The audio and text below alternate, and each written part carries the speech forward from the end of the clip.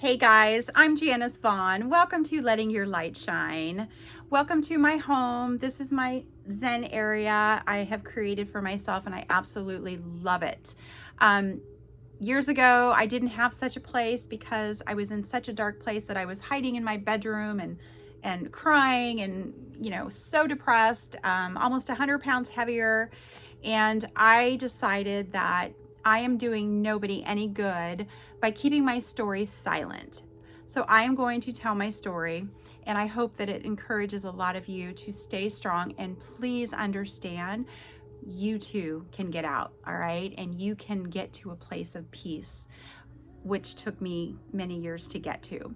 So let me start by telling you that I met my narcissist February of 2016. We met online with, it was called, I don't even remember. It was called, OkCupid. That's what it was. So my niece had flown out from Colorado in December for Christmas in 2015. And she was telling me, she's like, yeah, I met this guy and we're so happy. And I'm like, oh, cool. Where'd you meet him? Because I hadn't been online dating. I really didn't even online date. So she tells me about this new app and it's called OkCupid. She's like, Auntie, she goes, it's super easy, super user friendly. You just, do this. And I'm like, okay, great. I'm going to do it. So it was a Friday night. I'll never forget. So I had my grandson and he was watching whatever he was watching on TV. And I'm like sitting there with him and he was intrigued with what was on TV. And I thought, I'm just going to quickly download this app and just kind of see. And my grandson's older. He was like, I think 12 at the time. Anyway, so I download this app and I get it all set up, and all of a sudden I get a message, and then I get another message, and then I get another message. And I'm just like, within 30 minutes, I had gotten like 45 messages, and I said to myself, oh my God, this is a job. I don't have time for this. What is this nut? This is crazy. So I for some reason, whatever intrigued me, it must have been the picture that he still uses today, by the way, that intrigued me to respond. And at this point I was like, okay, I'm reading through messages. I'm just going to respond to this guy and go, listen, hey, what's up? And so he writes me back and he goes, hey, let's get off this app and give me your phone number and I'll just call you. And I thought, all right, well, you know what? If he's a creep, I'll just go ahead and block him. So I gave him my phone number and he calls me. And I mean, he calls me within literally a minute, not even joking. So I'm looking at my phone ringing and I'm like, oh, hell no. Like, no. I am with my grandson. I'm not picking up a phone to talk to some dude right now. So I ignore it. And he leaves me this voicemail. And when the voicemail came through, I'm listening to it and I'm like, oh my God, this man is loud and he talks a lot and he's just I could tell he was very abrasive. But you know what? I thought, all right, maybe he's just nervous, whatever, always making those excuses. So I, put my grandson down, get him settled, and I call him later. And I said, hey, this is Janice, blah, blah, blah. And immediately the questions start. So what do you do for work? And I'm thinking, well, you know what I do for work because it's on my profile.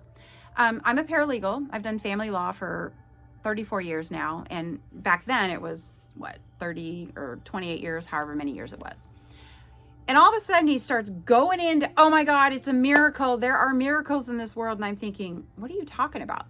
He goes, oh my gosh, I got totally screwed in my court case. My ex-wife is crazy. My kids don't talk to me. I got screwed on child support. And I'm sitting here going, oh, well, being that this is what I do, I asked him about, the circumstances. And I should have known right there, every single thing that he said was a blame towards his ex-wife. And I'm like, okay, well, that happens. That's natural. It is what it is, right? But I thought, okay.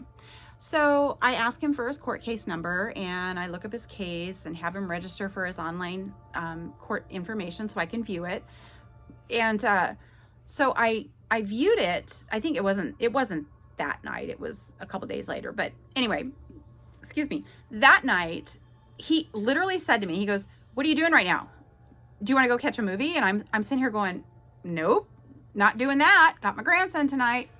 And he goes, well, what about tomorrow? You want to go out tomorrow? I mean, it was just so forceful and so quick. And me not knowing any better, I had said, yeah, tomorrow night works, because I legitimately didn't have plans for that Saturday night. So we agreed to meet, and you never want to meet the guy at their place. You always want to meet a guy on your side of town. Just keep that in mind, okay? Because if you need to escape quickly, you can do so and be home really quick. So I said to him, I said, all right, well, you know what? Let's meet over here at this, little sports bar around the corner for me, literally walking distance. And so he came over to my house first, which was a big mistake. And the reason I had him come over, I said, well, listen, if you're going to come over, go ahead and bring your court paperwork so that I can take a look at it. And so he pulls up in this work van or whatever it was that he was driving. And he's like, all of a sudden I'm walking up to him and he goes, oh, damn, girl, you are fine. You are hot. And I'm sitting here going, thanks. It was a compliment. I said, thank you. And then all of a sudden it's like he vomits this paperwork on me, stacked this high. And I'm sitting here going, what did I get myself into, right? So I graciously take the paperwork, go back and put it inside, grab my keys, and take my car over to the place right around the corner, which I probably should have just walked. Anyway, so we go over there and we have drinks or dinner or whatever it was we had. And we start talking, and it wasn't a whole lot about his court case at that point. And really and truly, I was just trying to help. That's what I do for people with family law stuff. I try to help them. So it was just a natural instinct for me. So I'm not beating myself up for that, because if I do, I'm just going to carry that weight. So we go over to the place and we're sitting there and we're drinking and eating and just chatting. Well, he goes, are you a touchy-feely person? And I'm like, I am. That's just, I do. I love affection, right? And then he says to me, he goes, well, why aren't you putting your hand on my leg? And I thought that was just weird. And I'm like, what? Like, I just met you. What is the deal? So anyway, that was just a put off. Well, here's the funny thing. This is really funny. So across the bar, I'm sitting and I'm staring at these two people, and I went, holy crap, that's my cousin and my cousin's best friend.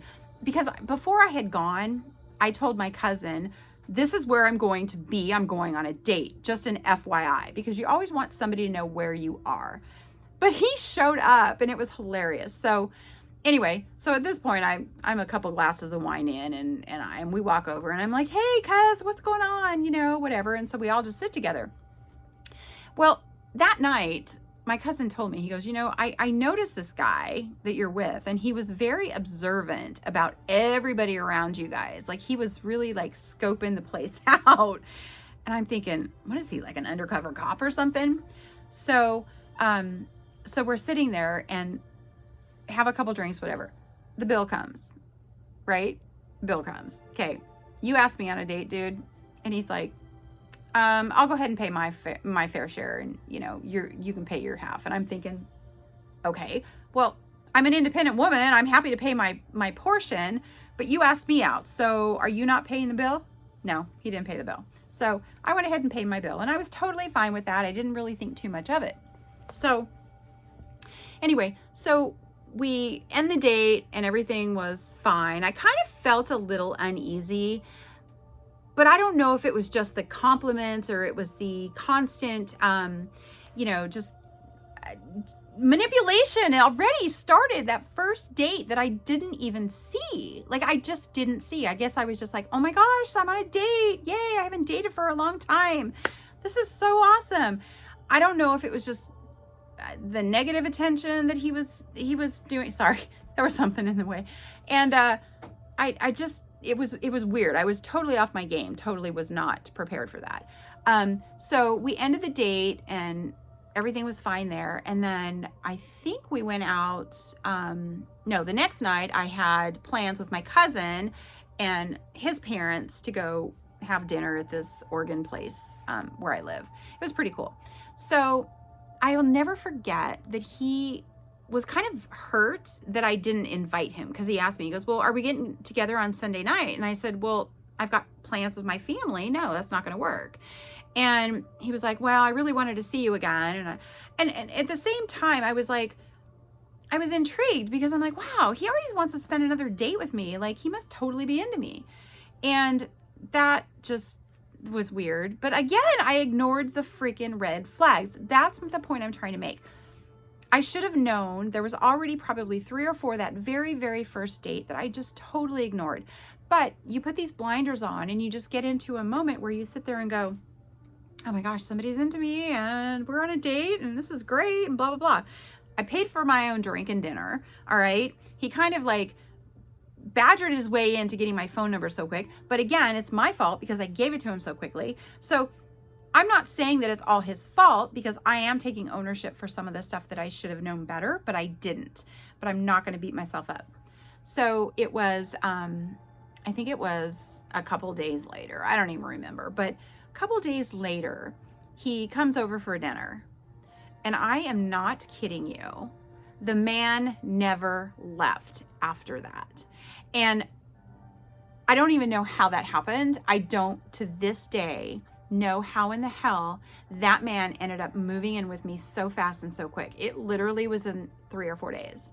And I don't know if it was because I loved having somebody there, or was it just complete manipulation? Now I know that it was complete manipulation. So I had gone out to meet a client or something, and I will never forget walking in my house and my office computer. And to be 100% honest with you, I lived with my daughter at the time who, was an adult, and she had since moved out and, moved on with her life, but she was staying with me at the time. But I walked in the house and he was on my computer. I never had a lock on my computer. I never had a passcode on my computer. I now know better. Again, I always have a lock, even though I'm, by myself, but I never did because I'm like, if my daughter needed to get on the computer, she was always, able to do so. And I was by myself, so I didn't really need a reason to passcode lock it. So I walk in the door and I look at him and I go, what are you doing on my computer? And he goes, oh, no, I'm not on your computer. I was just online. I was just looking something up. I was trying to find a place for us to go eat dinner. And I'm thinking, in that instinct, I said to myself, in that instant moment, I said, oh, how kind. He's trying to find a place for us to go to dinner. Not realizing, why didn't he just look on his cell phone, right? So it's crazy for me to tell you this story, but it's helping me as I'm telling it, all right? So some of the craziness and the facial expressions I'm going to make are probably going to be pretty crazy, but I have to do that. So I didn't think much of that, and I thought, all right, well, now I know that he was probably going through my stuff. And so that was just weird. That was just super weird. So the next day, I needed gas in my car, and I had made a comment. I said, oh crap, I got to get gas before I head out. And he goes, oh, let me go get you some gas. And I'm like, awesome. I mean, because I'm still getting ready and I'm kind of rushing around. So yeah, if you want to go get me some gas, that's great. So what does Janice do? She hands him her debit card. Yes, I did. Shame on me. Hand him my debit card. So he goes and he gets gas, which is great. And he brings me the receipt. And it was for gas, but there was also a car wash on there. All right. I didn't need a car wash. I needed gas. So what he said to me was, oh, and I go, well, why'd you get a car wash? I just needed gas. And he goes, oh, that's just how I am. I noticed your car was a little dirty. I just wanted it to look really good and sparkly for you. And then what did I say? I said, that's awesome. Thank you so much. Thinking this was some kind deed. Are you kidding me? It was totally not a kind deed. It was manipulation. So at that moment, I said to myself, okay, wow, he's already taken advantage of me. It didn't stop me. I kept going, right? So gosh, this is crazy. So I hope to God I don't shed some tears, but if I do, it is what it is. So goes on for a couple days, and he's playing all this niceness and everything, and I noticed that he's asking me tons of questions. He's asking me questions about my past relationships, my last marriage, what did I do in situations like that? And I'm a very open person when it comes to sharing my heart with people. And maybe that's my problem too. But I thought, oh my gosh, this man is so caring. He really wants to know what I've been through because he cares. That was the biggest mistake. All right. So be very careful with what people ask you because there is a motive behind that. All right. So I'm going to get into that motive on my next video. All right. So stay tuned for that one. We are just getting started. Have a good one.